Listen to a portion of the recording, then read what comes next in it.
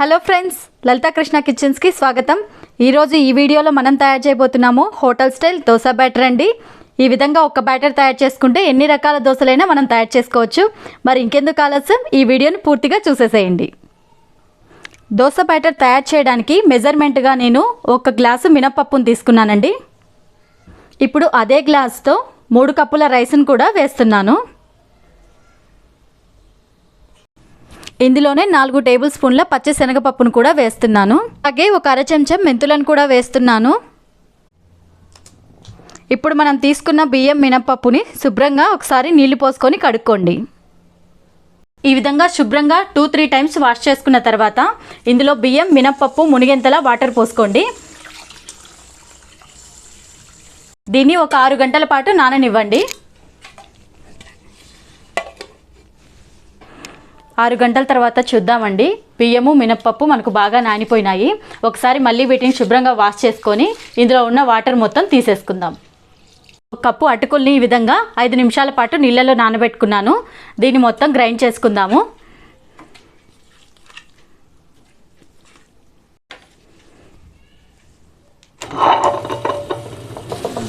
ఈ విధంగా నానబెట్టిన బియ్యాన్ని కొద్ది కొద్దిగా గ్రైండర్లో యాడ్ చేస్తున్నానండి. మధ్యలో కొంచెం వాటర్ను కూడా వేసుకోండి. మీరు ఈ దోశ బ్యాటర్ని గ్రైండర్లో కాకుండా మిక్సీలో కూడా వేసుకోవచ్చండి. మీరు మిక్సీలో వేసుకోవాలి అనుకున్నప్పుడు 1 గ్లాస్ మినపప్పుకి 2 గ్లాసుల బియ్యం వేసుకోండి. గ్రైండర్లో వేయాలనుకున్నప్పుడు 3 గ్లాసుల బియ్యాన్ని తీసుకోండి. అంతే అండి, మనకు దోశ బ్యాటర్ రెడీ అయిపోయింది. చూస్తున్నారు కదా, ఈ విధంగా స్మూత్గా రెడీ అవ్వాలన్నమాట. దీనిలో మనం ఎక్కువగా వాటర్ వేయకూడదండి, అలాగని మరీ గట్టిగా రుబ్బుకోకూడదు. ఈ విధమైన కన్సిస్టెన్సీ ఉంటే మనకు సరిపోతుంది. ఇప్పుడు మనం దీన్ని ఒక గిన్నెలోకి ట్రాన్స్ఫర్ చేసుకుందాం. ఈ విధంగా ట్రాన్స్ఫర్ చేసుకున్న దోశ బ్యాటర్ని మనము ఇలాగే 6 నుంచి 8 గంటల పాటు ఉంచి పులియబెట్టుకోవాలండి. లేదా ఒక ఓవర్ నైట్ మొత్తము క్యాప్ ఉంచి ఇలాగే వదిలేసుకోవాలి. ఓవర్ నైట్ అంతా ఉంచిన తర్వాత చూసారు కదండి, మనకు దోశ పిండి డబుల్ అయిందనమాట. మనకిది బాగా పొంగింది. చూస్తున్నారు కదా, ఈ విధంగా ఈ మొత్తాన్ని ఒకసారి బాగా కలిపేసుకోండి.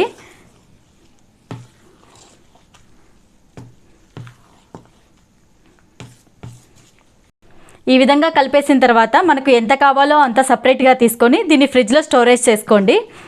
ఇది మనకు 4 డేస్ వరకు నిల్వ ఉంటుందన్నమాట. నేను కొద్దిగా దోశ పిండిని సపరేట్ తీసుకున్నానండి.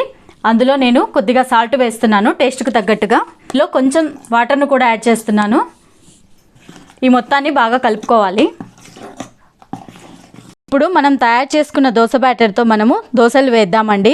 ఇందుకోసం ముందుగా నేను స్టవ్ మీద దోశల పాన్ పెట్టుకొని హీట్ చేసుకున్నాను. మనం తయారు చేసిన దోశ బ్యాటర్ని ఒక గరిటెడు తీసుకొని ఇందులో ఈవెన్గా స్ప్రెడ్ చేస్తున్నానండి. పైన కొద్దిగా ఆయిల్ కూడా వేస్తున్నాను. దోశ మనకు ఒకవైపు కాలిందండి. దీన్ని రెండో వైపు కూడా టర్న్ చేసుకొని కాల్చుకుందాము. రెండో వైపు కూడా దోశను కాల్చుకున్నాం కదండి. చూసారు కదా, మనకు దోశ ఎంత బాగా కలర్గా వచ్చిందో. దీన్ని మనం ఇప్పుడు ప్లేట్లోకి ట్రాన్స్ఫర్ చేసుకుందాం. ఇప్పుడు ఇదే దోశ బ్యాటర్తో మనం కారం దోశ ఎలా తయారు చేయాలో చూద్దామండి. కొద్దిగా ఆయిల్ వేస్తున్నానండి. మీరు దీని ప్లేస్లో నెయ్యిని కూడా వేసుకోవచ్చు.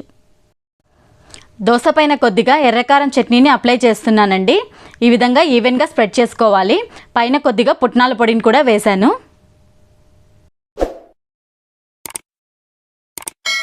కారం దోశ రెడీ అయిందండి. ప్లేట్లోకి తీసుకుందాం.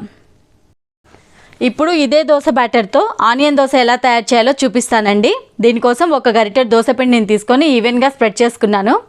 పైన కొద్దిగా ఆయిల్ వేశానండి. దీనిపైన సన్నగా కట్ చేసిన ఆనియన్స్ని తీసుకొని వేస్తున్నాను.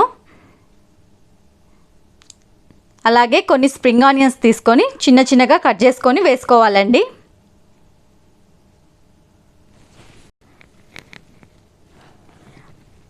మనకు దోశ ఒకవైపు కాలిపోయిందండి. దీన్ని రెండో వైపు టర్న్ చేసుకొని కొద్దిగా కాల్చుకుందాము.